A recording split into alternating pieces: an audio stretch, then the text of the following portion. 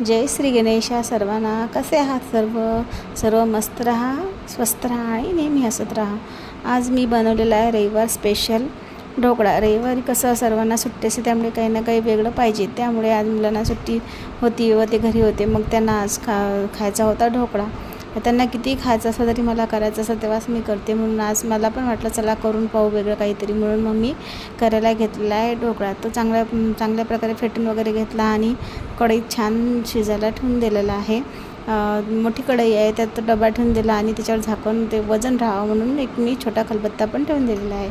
आता जोपर्यंत ढोकळा होत आहे तोपर्यंत म्हटलं आपला वाटा स्वच्छ करून घ्यावा. भांडे वगैरे घासून घेतलेले आहे, थोडेसेच होते. तोपर्यंत आपला ढोकळा हा शिजलेला आहे, छान झालेला आहे, स्पंजी झालेला आहे ढोकळा. आजचा कधी जमत नाही मला, पण आज जमलेला आहे चांगला. त्याच्यामुळे मला खूपच छान वाटत आहे की बा ठीक आहे ना, काहीतरी आपल्याच्यानं चांगलं जमलं.